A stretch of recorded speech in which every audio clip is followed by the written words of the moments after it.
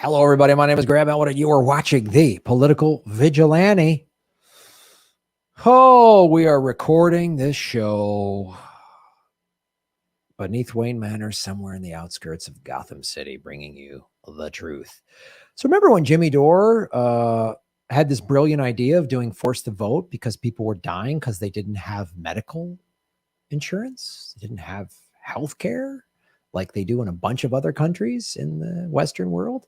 And then he unified people and even got Cenk on board. And then they all started smearing him because he came up with a great idea. He used his platform to mobilize his fan base. And when you do that, woo, the powers that be, the intelligence community, they don't like that. They don't like that. So they crushed him. And we saw how TYT is a scam house. Now we find out, I didn't know this. TYT has done these disgusting videos of celebrity camel toes and showing photos of Britney Spears getting out of a car in a short skirt, like just awful.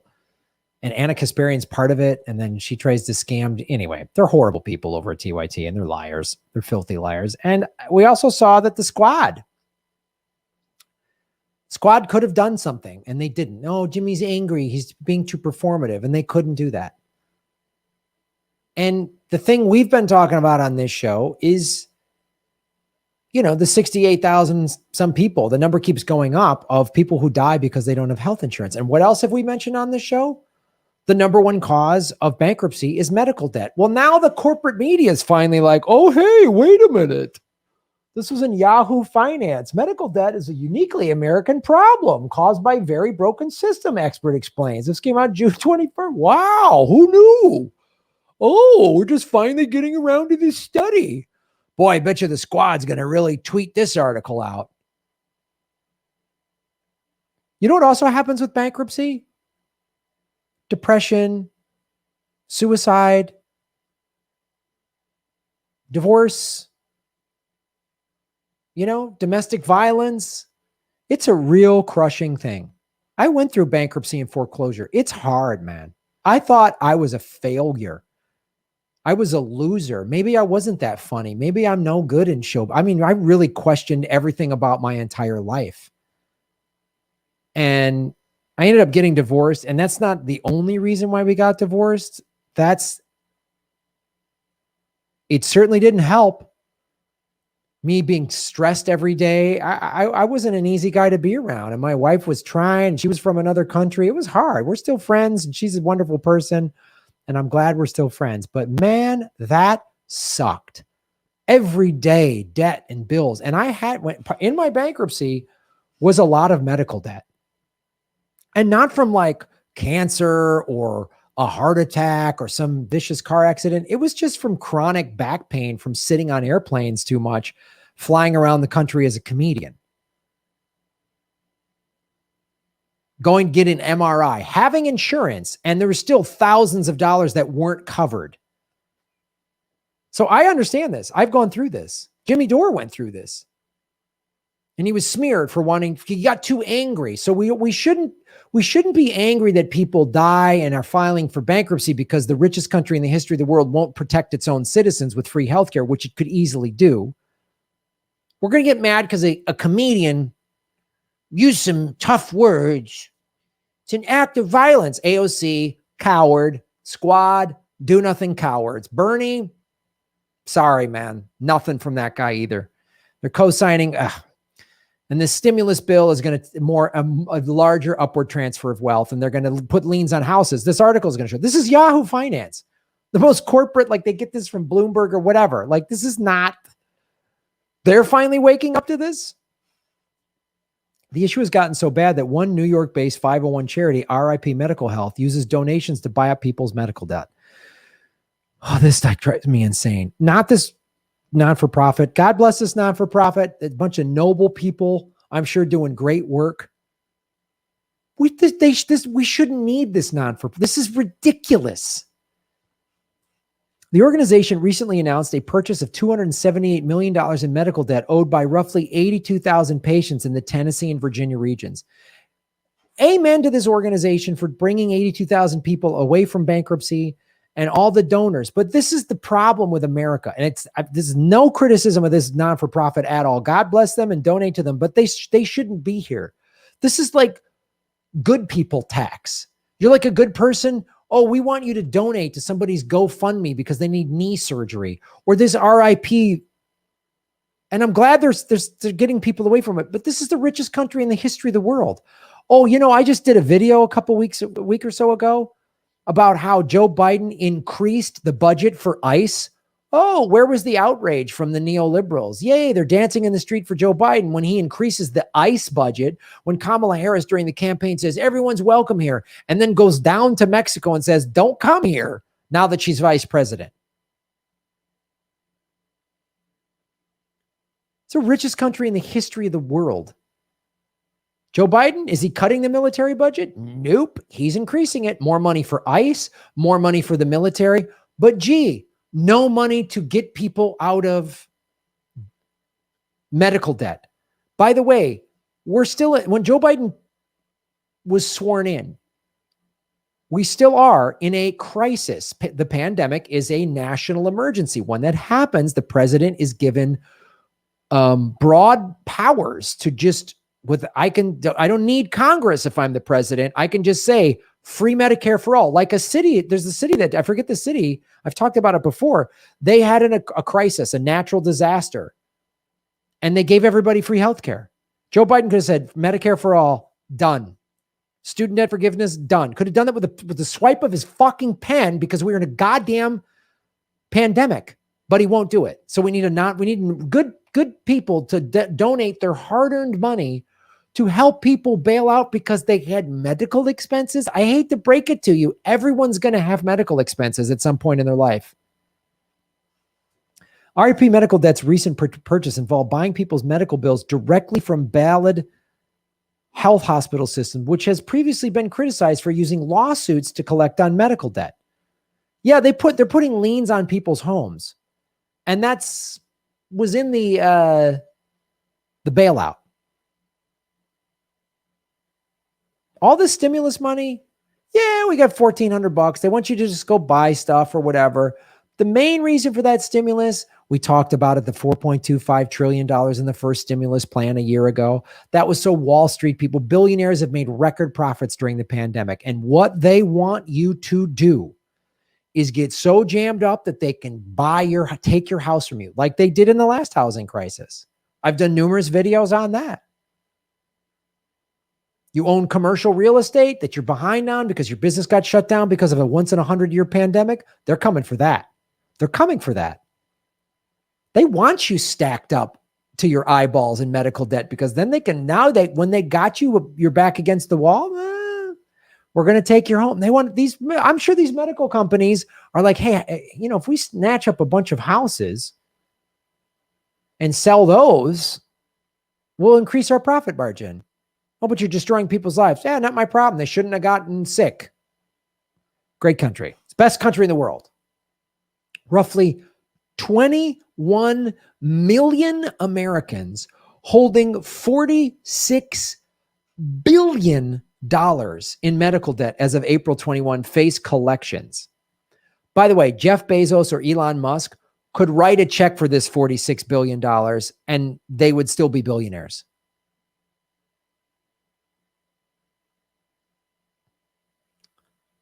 So rich assholes can spend whatever it is, $23 million to fly around the earth, but there's 21 million Americans are going to go bankrupt because they have medical debt. So what? Best country in the world at fucking over regular people. It's the best country in the world at sticking it to working class Americans. We're number one in that. Take pride, America. Meaning that third-party debt collectors are trying to retrieve the money owned. There's 21 million people that are having debt collectors call them because they have medical debt. This is kind of tough to see because it's tight, but medical prices in 2017 as a percent of U.S. prices. So the USA is red, UK is blue, Switzerland, Holland, Australia, New Zealand, You want to know who's got the highest prices? America, 100%.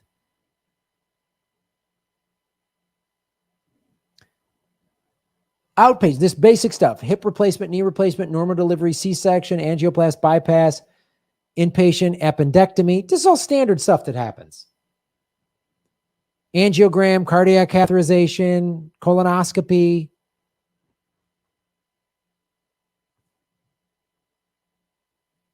This is the US price. We're the most expensive. There's only one category, New Zealand, where cataract surgery is more. Most of the countries' prices, that's what this graph is, this is the 60% line. So the majority of them are less than 50 or 60%, the cost. So we not only, this isn't a mistake. This isn't like a snafu. Because we have this bullshit insurance, they jack the price. So America, see that red line? That's America jacking the prices up on all these basic surgery. None of this is like crazy cancer. This is just normal delivery. That's having a baby. You sure you want to have a baby here? Your appendix bursts. What happens to people all the time?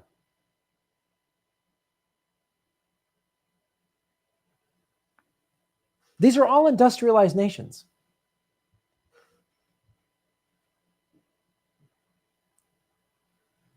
So the healthcare lobby, this is why they're so against Medicare. Medicare comes in and says, you can't charge this much money. You got to charge this much money. So Medicare does. If you have Medicare in America, if you're in retirement, you get Medicare. That's what it does. You get one of these procedures, knee replacement or whatever, you're in your 60s or 70s or something like that, and they say, oh, it's going to be whatever. They come up with a price. Knee replacement surgery, I don't know. I'm just picking a round number. $5,000. The hospital says it's $5,000. Medicare for All comes in and says, no. We're going to pay $1,800 for that. Okay. That's why the healthcare company is so against Medicare for All. That's why during the primary, the Democratic primary in 2019 and 2020, you heard all this Bernie Sanders' plan is blah, blah, blah. And then Bernie didn't fight for it. It's all about money. Follow the money, connect the dots. Literally. Connect all these dots. That's why we don't have Medicare for All, because they're making record profits, gouging it to people. According to the Kaiser Family Foundation, the average single deductible in 2019 was $1,900, the deductible. And I know those of you watching in like Europe and Australia and the UK and stuff where I know deductible is like a concept you don't even understand. And you shouldn't understand it because it's a profane concept. You pay a monthly premium. When you go to the office, the doctor's visit, you have to pay a copay. And then there's the deductible. What they won't cover. You want a lower monthly premium? You need a higher deductible. Like I've tried to explain this to friends of mine, like in Australia, and they're like, what? Oh, wait, huh? You don't just go to the hospital and show your insurance card and it's all paid for? No. You pay for it 3 times. Monthly premium, copay, deductible. And the deductible is really where they stick it to you. The average deductible was, single deductible was $1,900, while the average family deductible was over $3,600.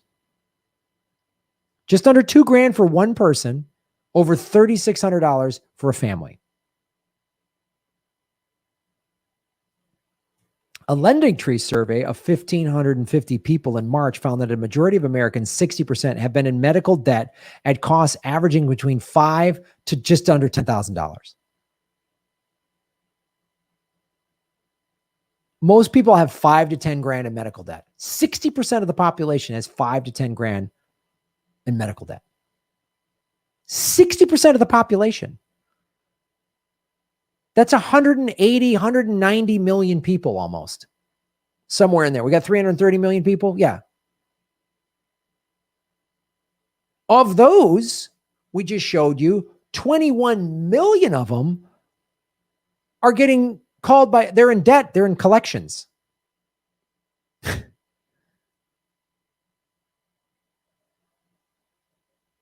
So 60% of the total American population has 5 to 10 grand in medical debt. Of that 60% of the population, over 10% of them are in collections because they can't afford it.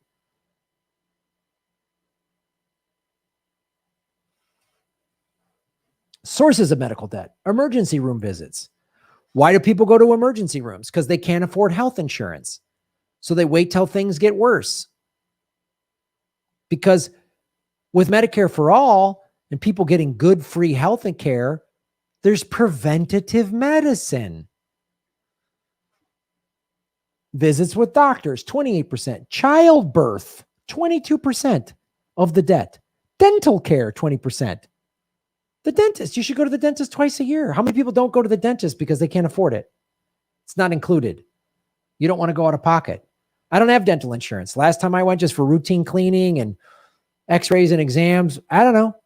It's about $150, $200. Great deal. Great country. Greatest country in the world.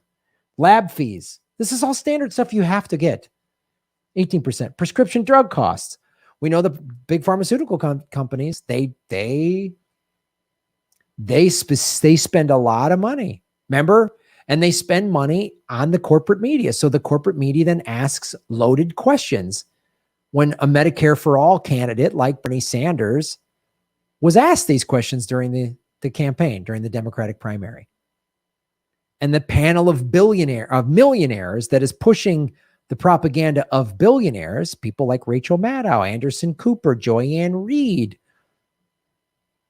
even the ones on Fox are the same thing. They're all millionaires working for billionaires to push this bullshit, to keep prescription prices so high. Senior citizens got to go across the border to Mexico and Canada to get prescription drugs. We're the greatest country in the world. Interesting. Insurance premiums. People are in debt for insurance premiums.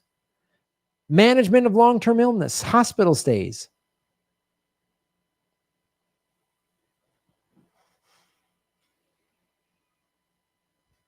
And the squad and the Democrats do nothing because they're paid to do nothing. Nancy Pelosi gets a lot of money. The Democrats get a lot of money. Joe Biden, Kamala Harris, they get a lot of money. They're going to tell you it's just the big bad Republicans are always getting in the way, gumming up the works for us to get things done. Really? You control the Congress and the Senate. What's the problem? Joe Biden, again, as I told you, could just give you Medicare for all with the swoop of a pen today. He could do that right now. But he's not. Because he's paid not to. Paid not to. $46 million in debt. Debt collectors make money. And they want to take a lien on your house. They want your house. Trust me, they stole my house. They want yours. They want your house. They're coming for your house. Enjoy that $1,400 they gave you. Thank you, Joe Biden. I haven't even gotten that yet.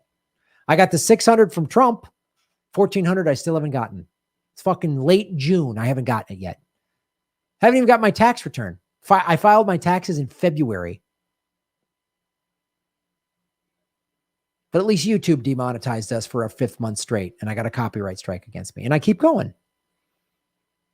Because if you keep supporting me, I can keep doing stuff like this. Yeah. Go to patreon.com/Graham Elwood. You get a lot of great content. Rockfin.com/Graham Elwood. Go to GrahamElwood.com. There's merch. Ron Placone and I are going to be announcing tour dates. We're going on tour in September and October. So come check it out. Check us out on the road. So thanks for watching the show. Shave your knuckles for justice. Boom. Thanks for watching, everybody. Please hit the like button, the subscribe button. Go to patreon.com/Graham Elwood and rockfin.com/Graham Elwood, where you can support the show. Also, I have a Bitcoin wallet, a Bitcoin Cash wallet, and an Ethereum wallet in the show notes. We're taking cryptocurrency. I have a Coinbase affiliation link. We're going to be getting on some other exchanges. So that's how you support the show. Make sure you hit the subscribe button. YouTube is unsubscribing us at an alarming rate. I have a PayPal button at GrahamElwood.com. I even have a Venmo at Graham-Elwood. There's a lot of ways to support our show. We are getting crushed by YouTube. We've dipped under 73,000 subscribers because of YouTube. Thanks for supporting what we do.